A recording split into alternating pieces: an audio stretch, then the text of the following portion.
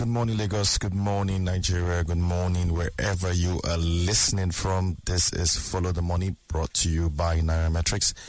Of course, I remain Ugodre Obichuku, and I anchor this show. We do this every Monday morning, 8 to 8:30. So in case this is the first time you are joining, I don't know where you're listening from. Are you at home? Are you in your car on your way to work? Or are you at work? Just stay glued, because it's about to be a very exciting episode. Of course, we're going to be discussing the stock market like we always do. This is one show where we focus mostly on markets, how to make money. That's why it's called Follow the Money. So if you follow this show, you're essentially following the money, because we give you the information that you need to get ahead of the curve. That's all you need. You know, in this world of capitalism, information is gold. So those who have information typically know how to get value out of it. So we're going to be talking about the stock market. And of course, we'll talk about inflation, and then we'll also talk about exchange rate. We do talk about the exchange rate as well. Go into some company results, and then we might likely have a special guest. So stay glued, stay tuned. That guy can be a bit controversial, but we're going to have him on the show. We want to discuss the economy in general. Focus mostly on how do we attract FDIs. You know, should we be more sympathetic to FDIs, or should we just treat them as just people who are here to take advantage of us as Nigerians? So we'll talk about that if time permits. All right, so we go right into it. The Nigerian All-Share Index again rose, closed the week at 105,722, and then market capitalization is now 57.8 trillion. So essentially, All-Share Index is up 3.8%. We did have a slight dip the last week, if you all recall. But looks like investors are back in positive direction. So the market is up again. The All-Share Index, which is basically how the Nigerian stock market is measured performance-wise, is up, wait for it, 41.39% year to date. We're still in February. Yet, people who have invested in the stock market, most of them, maybe not all of them, but most of them, are up 41.39% year to date. And then even if you decided you just wanted to invest in the 30 most capitalized stocks, like what you call like the NSE 30, the main 30 stocks that drive the exchange, you would even be up high at 42.8%. And if you say, okay, look, I'm just interested in consumer goods stocks, I don't want to invest in anything else, I just want to invest in, consumer goods stocks, FMCG kind of stocks, you'll be up just 9.6%. But you're still up. But those who invest in the premium index, there are no more than like 5 or 6 stocks there that like the heavyweights, the likes of the Dangote Cements, the MTNs, the Zenith Banks, like those heavyweight stocks, they are up 51% year to date. So if you just say, you know what, I don't want Wahala, I don't want to invest in so many stocks, I don't have a lot of stocks in my portfolio, I just want this group of stocks, not more than 8 of them, heavyweights that everybody knows, solid brand, they make profits, they pay dividend all the time, you're going to be up 51%. So this is not one market you want to sleep on. You want to pay attention to what is happening at the stock market. It is currently booming, or the bulls are currently in charge. In case you're wondering why, because you tend to think that, you would say, oh, look, the main market, that's the streets. Things are pretty rough on the streets. The economy doesn't seem to be doing well. So what the heck are these guys in the stock market seeing that we are not seeing? Well, stock market is often a bellwether, and investors see things differently.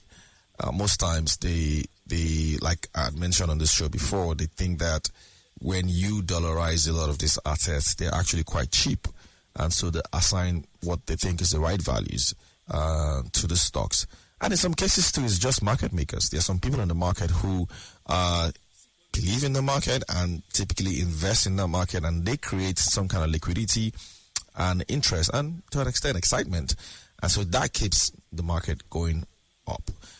There are opportunities still in there, so perhaps if you don't know what these opportunities are, look out. You might want to speak to your investment advisor or your stockbroker, or maybe subscribe to our newsletter, and then you could see some of the stocks that we have on our radar. which is one thing I'm going to bring in on this show very soon. Stocks on my radar. This is just stocks that I'm looking at as potentials for investing or potentials for maybe divesting. My personal opinion, though. Well, during the week we did have top 10 gainers and losers, and among the major gainers was Geregu Power PLC. That stock did 33% this week alone. If you bought that stock when it debuted, because it was one of the few stocks that was recently listed. It was listed, I think, 2 years ago, 2022. If you bought that stock when it was when it just came on, it was trading at about 100 naira plus at that time. You know what what the price is currently today? 900 naira. Yeah, 900 naira. So that's like 1,000% thereabout. Incredible. So it's up 33% this week alone, and it's currently one of the members of the suite, which is the stocks worth over 1 trillion. So it's worth close to 2 trillion, if not even more, currently. So that stock was one of the major gainers. Another major gainer, which incidentally also debuted a few years ago too, Boa Foods. Boa Foods was up 20%. Or 21% last year, last week, 20.82% to be precise. So that stock is also doing pretty well for those who own it. Considering that it's a FMCG stock. FMCG stocks haven't been doing too well, but good enough. This is doing well. And then among the top gainers as well, where other penny stocks. Don't want to dwell too much on penny stock, but let me go into some of the major stocks that are here as well. Airtel did 10%. Week to date, Airtel is now 2,200 naira per share. Airtel is a member of the suite. That stock worth over 1 trillion. FBN Holdings also did 9.8%, so 28 naira. Watch out for this stock today. This week, watch out for that stock because these banking stocks, they tend to go in one direction. So when they're going up, they're going up. When they're going down, they're going down. So you want to watch out for this because it looks like it's in the ascendancy. And then you have Seplat Energy. Seplat, being a member of the suite for like 3 years now, up 9.6% last week. And of course, we also had, losers. So apart from a number of penny stocks that are in the losing category, I just want to focus on some of the major ones here. Flour Mills Nigeria PLC did 12.25% in terms of drop, and they lost 12.25%. Unilever also lost 10.8% during the week as well. So the two major stocks there. But one that caught my attention was Mikio. Mikio got listed just last week. Seemed to be struggling. I think when they came on board initially, they were doing quite well in terms of share price appreciation. But now we're seeing, could it be maybe a bit of correction? Because it did drop 10% to 9.72 naira. So that is it for gainers and losers and how the stock market performed last week. It's interesting to know if you made money last week from the stock market or if you lost money. If you did, you can send us a tweet or send me, maybe just DM me or send me a message. Let me know what that felt like. And then we'll move on to one of the other major news that happened during the week. Nigeria's inflation rate. Yeah, inflation rate hit 29.9% for the month of January. It kind of looks like we're in that 30% region now, which is one of the highest inflation numbers we've seen in this country.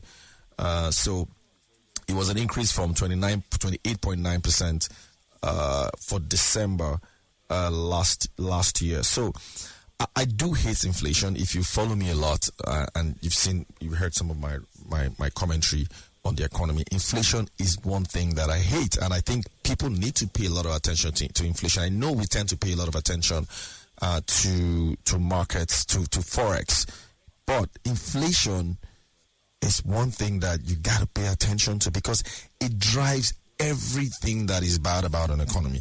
When your inflation rate is very high, everything tends to go awry, and that's the problem. Even for the exchange rate, because the further or the higher inflation numbers are, the weaker the currency. It's just simple math, because that's how inflation works. Remember, or that's how currency exchange works. Because currency exchange or exchange rate is basically your currency versus another person's currency. And what determines whether your currency gains value over that person's currency is mostly inflation, right? Because if your inflation is low, then that person, if that other country wants your currency, they will consider that. So where your inflation numbers continue to weaken, then your currency, when your inflation numbers continue to rise, then your currency weakens. It's just pure economics. And that is one major challenge that I have. And the government knows this. Even the central bank governor said it, that the only time that we're going to see currency stability is when inflation numbers start to fall. So what do we need to do to get inflation numbers down? That is the key question. And there's just a number of things that I guess the government is looking at. They've decided to raise interest rates. So right now, if you're invested in treasury bills or you're investing in bonds, you're likely going to see yields go up. In fact, treasury bills went from 11% to about 19%. I think that was 2 weeks ago when they had the auction. So you get more investing in treasury bills now than ever. So what are they trying to do? They're basically trying to mop up money supply and reduce the speed of how hot inflation is at the moment, because they know inflation is such a big issue. So the only thing you got to do to get inflation down is to do one of these things. And the first one, of course, is raise rates. And so they've done that, even though one of the reasons why they are raising interest rates is also to attract foreign capital. Because no investor is going to bring money into your country when your interest rate on treasury bills investment is way lower than your inflation rate. So they've moved the rate from 11% and they moved it now to 19%. It's going to be interesting to see how the first monetary policy committee meeting of the central bank, what they come up with this week. And they are also likely, as most people will say, raise their own MPR rate from 18.75%, which has been for some months now. Probably, some people will tell you it's 100 basis point, 200 basis point. I actually read a report that said 500 basis point, which means probably go from 18% to about 23%, 23.75%. So this is all geared towards reducing inflation. But the real elephant in the room is actually supply side factors. Things like insecurity, logistics, bad roads, ease of doing business, this sort of things that just affect how people do their business, and businesses always account for those things, and that's why you see inflation go up. So for example, you probably have 1,000 tubers of yam that you brought in, that you've got out from your farm, and you want to ship them down to Lagos from, say, Benue State, and then between Benue State and Lagos, half of it just goes bad. You're still going to want the full money you want anyway that you invested. And so what you do to recover is just double the price of yam, or maybe half of it gets stolen or whatever. So these are all supply issues that contribute mostly to inflation. And it really is up to the federal government to fix this thing. So I really, really hate inflation. In the West, where inflation recently, went up, if you all have been following the news, you see that they are confronting it head on, because they know inflation usually topples, you can actually just lose your political power if you don't control inflation very well. They know that. And so they take inflation very, very seriously in the West. So you got to pay a lot of attention to inflation numbers. Our inflation numbers are actually high right now, and it only makes sense that we do everything that we can do to bring down inflation. And I think the government, perhaps currently in the right direction. The exchange rate, of course, I'm sure we all know exchange rate depreciated last week. We saw numbers that we had not seen before, and it was quite disturbing.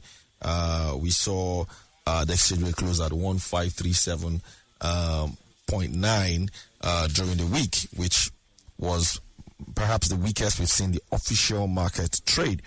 And albeit a slew of FX policies that the government put forward, that the central bank put forward, just to sort of, stem the slide of inflation, of exchange rate, essentially, the supply side, basically. So we've seen a lot of that happen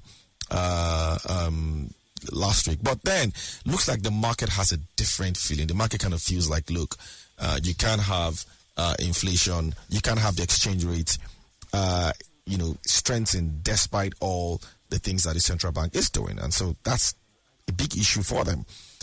Interesting to see how this things pan out. The central bank has put up a whole lot of circulars, a whole lot of policies trying to sort out the exchange rate from the supply side as well. Trying to improve supply. We've seen the one on telling oil companies to reduce how much money FX inflow that they keep abroad. We told them to try and, Central Bank is saying, look, we need more of it in the market so that we can create liquidity. You also seen the one on BTA and PTA, which means that you can't get your personal travel allowance in cash anymore. If you want to put travel allowance, they're going to put it in your debit card. That's what they want. And the whole idea is trying to just create liquidity rather than just give you cash and then you just keep it in your pocket and you don't bring it into the market.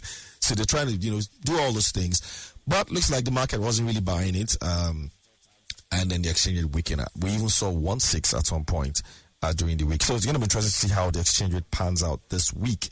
And so that is it for market wrap up. We're going to take a short break and I'm going to review my guest in a bit. Thank you.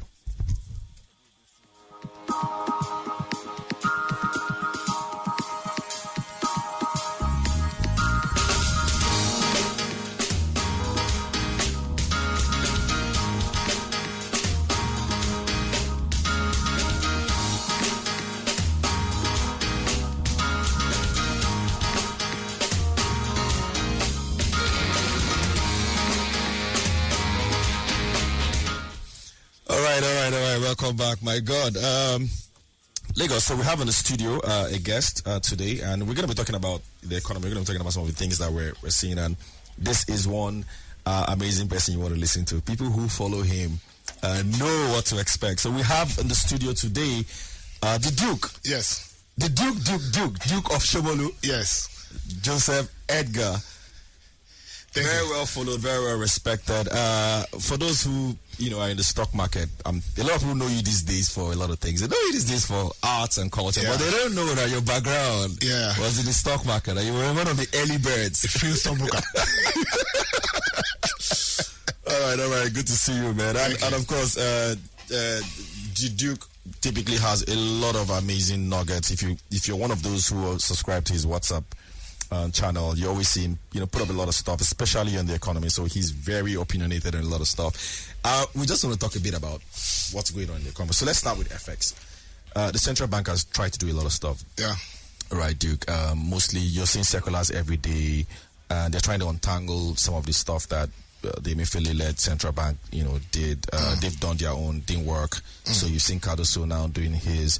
But critics will say, look, Cardoso has come in with his own policies, but the exchange rate has weakened by over 50%, even worse than it did all through the years of Emefiele.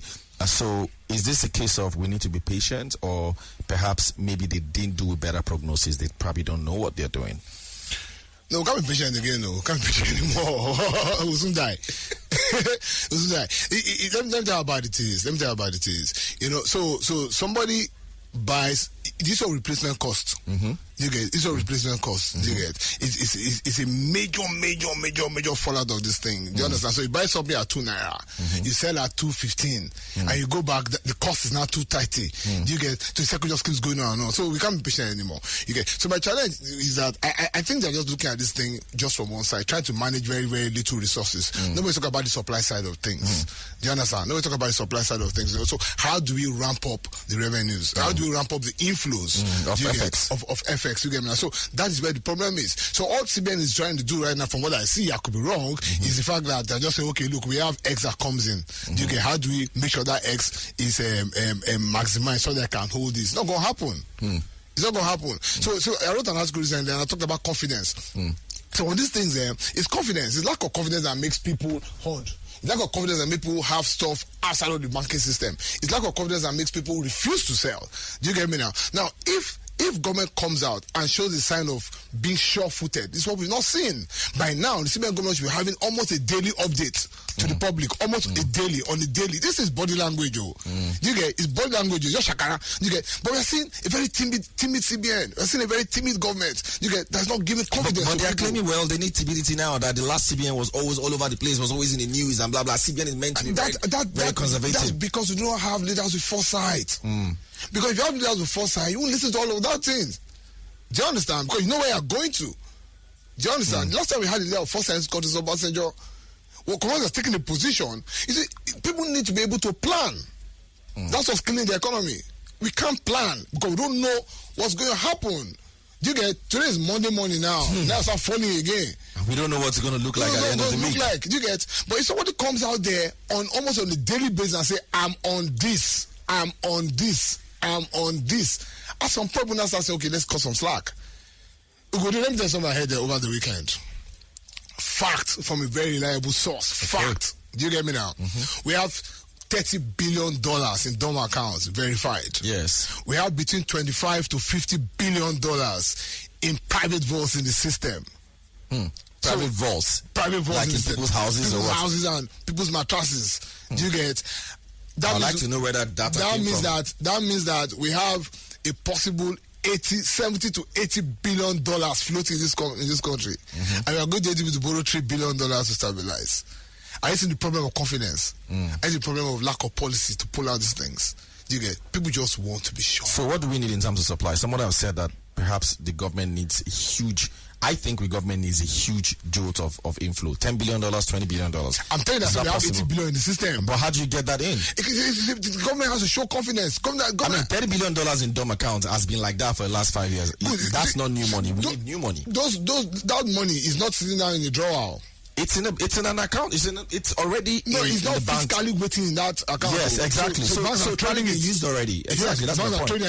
Good, but it needs to circle. It needs to circulate. And what to make it circulate is two things: confidence and policy. So basically, what we are seeing CBN do right now is fire brigade. After the fact, do you get? Which is not driving confidence. Of course, when we talk about confidence, government must give the system confidence. Do you get me? All right, Lagos, CBN, if you're listening, the Duke is saying, look, we need to see more of you. We need more confidence. And it starts this week. I think the MPC is this week, so we're going to hear from there. One other thing we've often talked about, Duke, is you want to attract foreign investors. How do we treat FDIs? Why is it that, like Nigerians tend to see FDIs as, perhaps enemies? Like, this will just come out, our country, they chop money. But then you need FDIs. I was looking at data from the MBS that just got released last week. The whole of last year, total amount of capital inflow we got was $3.9 billion. That's the lowest that we've seen since 2008, and that's dating back to when the central bank started collecting this data. We've never seen investor inflows that low, right? And it's been low for the last 8 years anyways, except from 2019 when it was at $20 billion. Just to give you an idea of where we used to be. At 2019, we brought in $23 billion actually. And now we've got $23.9 billion. So, should our attitude to FDIs change? You see, in the last 1 week, I've had a running battle with a very funny person, just who doesn't understand these issues. Are you getting me now? So when the president won his election, when he was sworn, the first thing he did was go to India.